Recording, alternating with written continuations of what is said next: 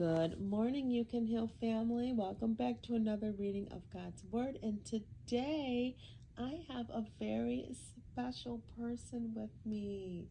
I'm so excited. My very own Blessing is cuddled up right next to me on the couch, and she's going to join me today for Bible time. She's a freshman in college now, and she made it through her very first semester. So we want to talk a little bit to parents out there who have kids who are away from home, and just have a little chat about what that feels like for parents, maybe empty nesters or kids who are going off for the first time, and what that feels like and what it's like for the students. So Blessing, what words do you have for everybody?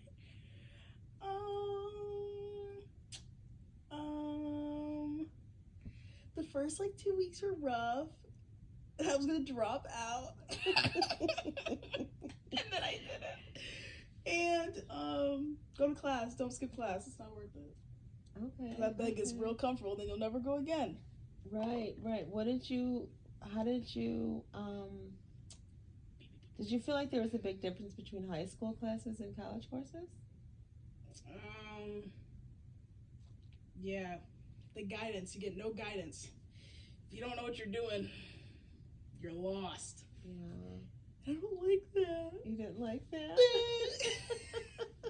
Can you tell the people what classes you took your first semester? I took world music. I took writing studies. I took African American studies. I took cultural anthropology, and I took biological anthropology. It's a lot of classes. Yeah. Be careful. And which one did you find the most interesting, and which one could you have passed on? I would rather die than take cultural anthropology ever again in my entire life, and I will be writing the most heinous review on Rate My First Semester about that class. Lovely. And the best class I took was my African American Studies class. Why? It was lit. Kind of makes you never relax ever, though. It makes you realize how messed up everything is. But I guess that kind of comes with my major, so. And what is your major, Blessing? Sociology. Okay, and you feel like you're good with that major? Or are you gonna? I love my major, and I don't want to change it. I like that. A lot of kids change, but you feel like you're gonna. Yeah, I might add a concentration or whatever, but I'm not changing my major. What do you think the concentration might be? Criminology. Okay, and what would you like to do with yourself? Don't ask me that. Okay, so there's still some things to work out, but we've got the core. I just want to be your favorite daughter for the rest of your life. Oh my God. Yeah. If anybody has multiple kids, everyone's always trying to vie for the favorite position, and as a mom, there are no favorites. Okay. So let's talk about the meal plan and the food. What do you think about campus life and food and friendships and things like that? If you have a weak stomach, you're gonna die. But I have a stomach of steel, so I can eat anything. I love cafeteria food. I love a good buffet style. Okay, sitch. I can't stand a buffet. I love it, especially when you hit it on a good day. No. Especially when the fruit is good. No. What about forming new friendships? I have a total of 3 friends, including my roommate. It's a good start. You don't really need more than that. I don't like people, so it's not more with than me. that. Well, It's the truth. Yeah. I'm not here to lie. Okay, tell the people.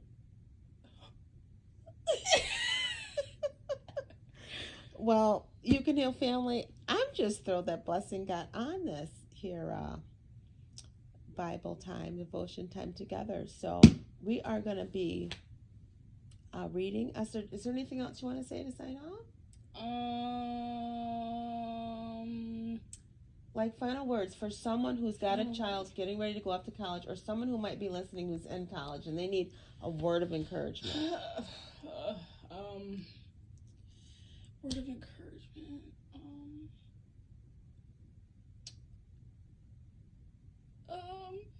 Well, let's see. Okay, that's okay. What advice would you give someone who's in college right now? Like school-wise or like life-wise? Life-wise, school-wise, whatever. Life-wise, school-wise. So pick one. Life. Life-wise. Go outside. You kind of forget to go outside. You forget to eat. Don't Okay. forget to eat. It's a big one. Don't forget to eat because you'll eat one meal a day. They're in your room. Don't forget to eat. Even if you do your homework somewhere else, just do it in like a common lounge because like someone's gonna run into you. It's a little socialization. I like that. Call your mom. Yeah. Yeah. Ask for money. Okay. Very good. Well, there you have it. You can heal family from blessing. And also listen to Gangster's Paradise. I listened to that Oh today. my It was really good. gosh. I haven't listened to it in a minute. It was And really good. that's being 18 years old. Okay. And that's being 18 years old. Yeah, I love you. That was good. Okay, now you're not off the hook yet. You gonna read? No. A couple verses to No. start us off? Why don't you start off right here? We're in the book of Esther, chapter 5. We left off where Queen Esther was telling Mordecai, I need you to pray before I go into the king. You remember the story, right? No. Well, please pick up here. Okay. Read maybe to here, or this whole section. I'll stop there. Okay. Esther's first feast. Chapter 5. 3 days later, Esther put on her royal robes and entered the inner court of the palace, just across from the king's hall. The king was sitting on the royal throne, facing the entrance, when he saw Queen Esther standing there in the inner court. He welcomed her, holding out the gold scepter to her, so Esther approached and touched its tip. Then the king asked, "What do you want, Queen Esther? What is your request? I will give it to you, even if it's half the kingdom." And Esther replied, "If you please, your majesty, let the king and Haman come today to a banquet I have prepared for the king." The king turned to the attendants and said, "Tell Haman to come quickly to the banquet, as Esther has requested." So the king and Haman went to Esther's banquet. And while they were drinking wine, the king said to Esther, "Now tell me, what do you really want? What is your request? I will give it to you, even if it's half the kingdom." Esther replied, "This is my request and deepest wish. If your majesty is pleased with me and wants to grant my request, please come with me with Haman tomorrow to the banquet I will prepare for you. Then tomorrow I will explain what this is all about." Wow. I ate that. You did wonderful. Thank you for joining us today. I love that. That's so exciting. When she's got grandchildren, I'll Don't. send them over to hear their great grandmother reading this. This is legacy. Read the book. This is legacy. Well, that just touched my heart. That really did. It was Read so it like cute. gossip. It really helps. And she just said, "Read it like gossip. It helps." Okay, so let's keep going. It's not a very long chapter, but there's something that I heard Blessing say when she was reading. When let me just find it. When the king was like, "Just tell me what you really want." But I can't find it here. But that's a question I always ask when I'm coaching. Like, what is it you want?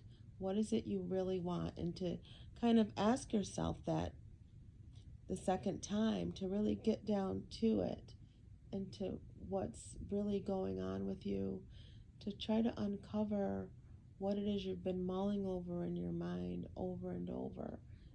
So that's a tip you guys can try. Ask yourself, what is it you want, and then answer it, and then say, now what is it that I really want, right? And in this case, Queen Esther had to come back before she told the king what her request is going to be. So let's finish up. It says, Haman's plot to kill Mordecai. Verse 9. What a happy man Haman was as he left the banquet. But when he saw Mordecai sitting at the gate, not standing up or trembling nervously before him, he was furious. However, he restrained himself and went on home. Then he gathered together his friends and Zeresh, his wife, and boasted to them about his great wealth and his many children. He bragged about the honors the king had given him and how he had been promoted over all the other officials and leaders. Then Haman added, "And that's not all. Queen Esther invited only me and the king himself to the banquet she prepared for us, and she has invited me to dine with her and the king again tomorrow." Then he added, "But all this is meaningless as long as I see Mordecai the Jew just sitting there at the palace gate. So Haman's wife Zeresh and all his friends suggested, set up a gallows that stands 75 feet tall, and in the morning ask the king to hang Mordecai on it. When this is done, you can go on your merry way to the banquet with the king. This pleased Haman immensely, and he ordered the gallows set up. So the wife is in on this awful plot, and little does Haman know it's to his demise. So we're gonna pick up on this wonderful story tomorrow, chapter 6. But you guys, it's really tired. It's after midnight here. I've got to go to bed. I didn't realize as I was reading, I was realizing how sleepy I was. So again, thank you so much for joining me today. We're gonna be back tomorrow, and we're gonna continue reading. Remember, there's only 9 chapters, right, in this book, I think. Yeah, so we're moving right along, and then we're going to be taking a look at Job. So again, blessing, thank you for joining us today, and hopefully you'll come on again because you're going to be home for about a month. How do you feel about that? Great. Maybe? Okay, she said great. So we'll see. But listen, always remember, true healing begins with self-love. Why? Forgot the script. Because God is love. And he lives on the inside of you. All right, you guys, we love you. Bye for now.